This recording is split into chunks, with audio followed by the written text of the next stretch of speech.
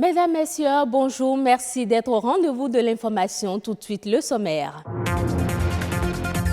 D'été en 1977 et crise économique en 1989, la conférence des forces vives de la nation était devenue indispensable pour sauver le Bénin du naufrage en février 1990, rappel historique dans ce journal.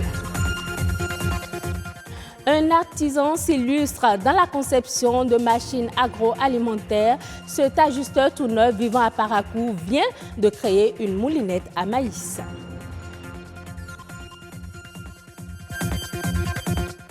Incursion dans le domaine des arts et cultures, c'est pour tâter le pouls de ce secteur, diagnostic et piste de solutions pour son mieux-être dans ce journal.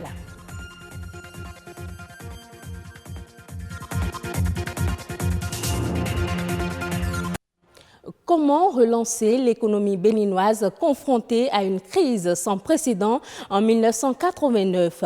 C'est l'une des préoccupations à l'origine de la conférence nationale au Bénin.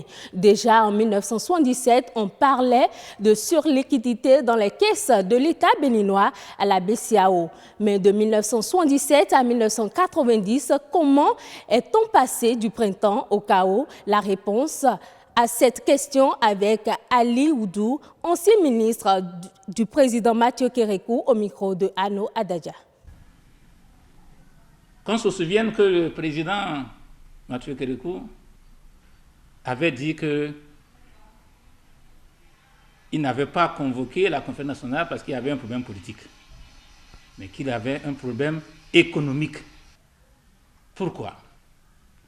Parce que si nous avons commis des erreurs idéologique, en proclamant de manière hasardeuse le marxisme, dans la mesure où la révolution, le parti de la révolution lui-même a décliné la ligne générale de la révolution en 3 étapes. Le mouvement révolutionnaire de libération nationale, la révolution démocratique populaire et la révolution socialiste. Donc nous, on était encore à la première étape, l'étape du mouvement révolutionnaire de libération nationale. Il fallait renverser la domination étrangère. Et ça s'est traduit par les nationalisations, par la création des sociétés d'État. Parce que du point de vue du matérialisme historique, le capitalisme n'avait pas achevé son accumulation primitive dans notre pays. Et les hommes d'affaires privés ne pouvaient pas assumer cette responsabilité. C'était du devoir régalien de l'État d'asseoir les bases d'une économie nationale. Et c'est ainsi qu'on a jeté les grandes bases, à la fois du point de vue économique que infrastructurel. Et c'est ce qui permettait à l'époque à l'économie d'avancer. Mais quand les gens ont tenté, les ennemis ont tenté 5 coups d'État, ça n'a pas marché. Ils ont tenté l'agression barbare du 16 janvier, ça n'a pas marché. Ils ont compris que c'est du côté économique qu'il faut s'appuyer.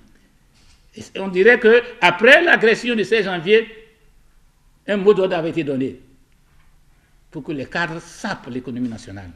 On se rappelle encore des tiroirs qu'on appelle, dans lesquels on trouvait ce message. J'ai pris ma part et je suis parti. Donc c'est ce problème qu'on avait. Étant donné que l'enfant malade d'Afrique avait réglé son problème qui se traduisait par une stabilité politique, il fallait maintenant construire ce qu'on appelle l'économie nationale. Encourager les opérateurs privés à entreprendre. Et les grands hommes d'affaires de ce pays ont été fabriqués pendant la révolution, pendant la période révolutionnaire. Mais ils ne pouvaient pas faire concurrence avec le monopole international. Ils n'avaient pas les moyens financiers, encore moins matériels, pour faire la concurrence. Il n'y a que l'État qui a la possibilité de financer de grands investissements qui pourraient le faire, et bien en même temps encourager les opérateurs économiques pour que la bourgeoisie comprador, ceux qui achètent pour venir vendre, se transforment en bourgeoisie nationale. C'est-à-dire qu'ils créent des sociétés qui créent la valeur qui crée de l'emploi, mais malheureusement, nous avons commis une erreur idéologique avec la proclamation du marxisme et les ennemis s'en ont saisi pour mobiliser contre nous l'environnement qu'on appelle régional et international. Donc, la plus grande erreur de la conférence nationale, c'est de n'avoir pas fait une analyse judicieuse en déclarant le libéralisme intégral, économique, politique. On pouvait faire le libéralisme politique, mais pas économique, parce qu'on n'est pas outillé pour faire la compétition avec le grand monopole capitaliste international. Et cela se voit maintenant. Tout est, qu'on appelle aujourd'hui progressivement, dans les mains de l'étranger. Parce que la bourgeoisie nationale n'a pas eu le temps de se consolider. Mieux, on est venu encore la décapiter, offrant donc le champ libre au monopole international. Promouvoir les fabrications locales n'est pas impossible. Un ajusteur-tourneur en donne la preuve à Parakou. Il a conçu une moulinette à maïs. En agrotourisme, des étudiants de la faculté des sciences agronomiques lui ont rendu visite. Jules Akoykou et Roch Akoynou étaient de la partie. Voici leur reportage. Des étudiants en agronomie à l'université d'Abomey-Calavi chez Yoro Toro Yakubu. Surprise et véritable joie pour le fabricant de machines agroalimentaires à Parakou. Aujourd'hui, nous sommes très contents avec cette visite parce que nous sommes en train de comprendre qu'on ne peut pas tout faire toujours dans les quatre murs. Il faut qu'on sorte. Donc, cette ambition de ces étudiants, vraiment, ça nous va directement au cœur. Parce qu'aujourd'hui, nous devons nous mettre ensemble pour mieux faire. Aujourd'hui, avec l'expérience qu'ils ont, avec ce que nous-mêmes on a ici en place, si nous nous mettons vraiment au travail, je suis sûr que nous allons relever le défi. Sa spécialité, fabriquer des machines adaptées aux besoins de ses clients. De son unité de soudure, d'ajustage et de forge des arts métalliques installée en 2013, plusieurs dizaines de modèles de machines sont sortis, comme cette moulinette à maïs.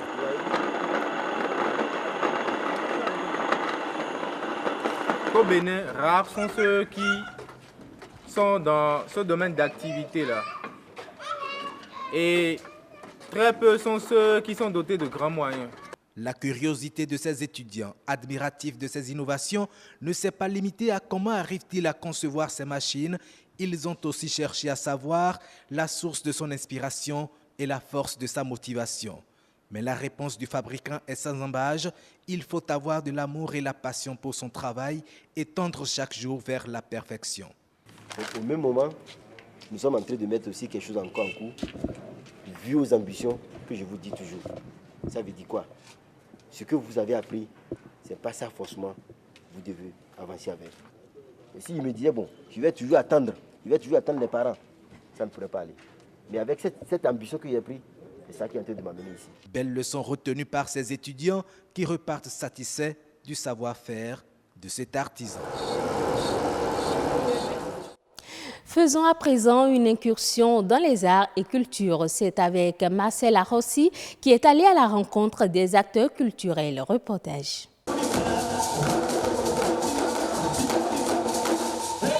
De la musique au théâtre, en passant par la danse, la mode, le cinéma, la littérature, les arts, le savoir et la tradition, plusieurs manifestations animent la vie culturelle au Bénin.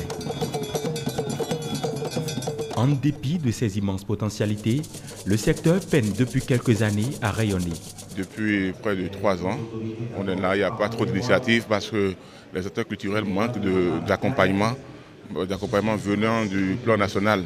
Le secteur culturel béninois a besoin d'être repensé, d'être restructuré. Voilà un secteur où les tests existent, mais on passe à côté de l'application des tests. Depuis 2 ans, le secteur a été sevré. Il n'y a pas de pays qui vit sans culture. Et vous savez, les artisans, les comédiens, ils ont quoi? Il y a des artistes professionnels. Il y a des artistes qui font quelque chose, mais il y a des gens qui ne font que ça. Et si on ne pense pas à ceux-là, on crée carrément la calamité. Et pourtant, la culture apparaît comme un véritable atout pour le succès touristique du pays. Au Bénin, chez nous, nous avons quoi? Nous n'avons pas de l'or. Nous n'avons aucune richesse sous notre terre. La seule chose qui peut attirer du monde vers nous, c'est la culture. Avec la culture, d'abord notre culture est très riche. Nous avons tellement de choses chez nous que les autres ont envie de voir. On ne peut pas détacher le tourisme de la culture et dire que ça va marcher. Les deux vont de pair. C'est à travers la culture qu'on peut vendre le pays, qu'on peut promouvoir le tourisme. Tout ce que nous pouvons vendre, c'est la spécificité béninoise. Et cette spécificité-là réside dans notre culture. Donc le tourisme vit de la culture. Sur un autre plan, l'exercice généralisé des activités culturelles dans l'informel ne favorise pas une lisibilité de l'impact du secteur sur l'économie. Ici, dans notre pays, les statistiques ne sont pas existantes. Eh bien, on n'arrive pas à quantifier la contribution réelle de la culture à l'économie béninoise. La culture pourrait constituer à elle seule la richesse du Bénin pour peu que les conditions soient remplies pour sa pleine éclosion. Le cinéma africain et burkinabé en particulier est en deuil. Idrissa Ouedraogo, réalisateur et producteur burkinabé, est décédé dimanche dernier à Ouagadougou à l'âge de 64 ans. Auteur d'une quarantaine de films, Idrissa Ouedraogo a été récompensé dans les plus grands festivals, obtenant notamment le grand prix du jury du Festival de Cannes pour le film Tilaï en 1990. Retour sur le parcours de l'homme dans ce reportage. Né à Banfora au Burkina Faso, il va passer son enfance dans un village à quelques encablures de Waïgouya, la terre de ses ancêtres au nord du pays. Thé noir, taille élancée, le regard vif, Idrissa Ouedraogo a la personnalité très ouverte et en même temps énigmatique comme ses créations cinématographiques. Producteur, scénariste, metteur en scène et analyste de cinéma, tout a commencé pour lui en 1977, année de son inscription à l'Institut africain d'études cinématographiques de Ouagadougou, où il sort major de sa promotion. Il réalise alors son premier film en 1981, un court-métrage de fiction qui obtient le prix du meilleur court-métrage au Festival panafricain du cinéma et de la télévision de Ouagadougou, FESPACO. C'est avec son film Tilaï, récit d'un amour impossible, qu'il remporte en 1991 les Talons d'or de Yenenga, le plus prestigieux prix au FESPACO. Une année auparavant, il remportait le grand prix du jury au Festival de Cannes avec le même film. Avant, il y avait eu Yaba, l'histoire d'une grand-mère rejetée comme une sorcière, ou encore Yam Dabo. En 1986, c'est le premier long métrage d'Idrissa Ouedraogo à sa sortie de l'IDEC, grande école de cinéma à Paris. Il inaugure une nouvelle façon de faire, exile les grands discours politiques des années 1970. Ses secrets, s'inspirer du quotidien des Burkinabés, se servir d'un décor du village à travers la beauté de la nature et la richesse culturelle moaga. Son film Le Cri du cœur, tourné en 1994, obtient le prix du public lors du 5e Festival du cinéma africain de Milan. En 2001, il produit et réalise la série à succès Kadijoli, qui a fait le plaisir de millions de téléspectateurs sur le continent africain. Il a à son actif une trentaine de films, dont 10 longs métrages. Il s'était enfin essayé au théâtre avec une mise en scène en 1991 de la tragédie du roi Christophe d'Aimé Césaire à la Comédie Française à Paris.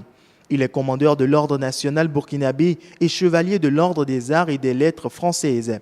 Distinction bien méritée serait-on tenté de dire, surtout que ce grand homme du cinéma a fait émerger de jeunes cinéastes talentueux.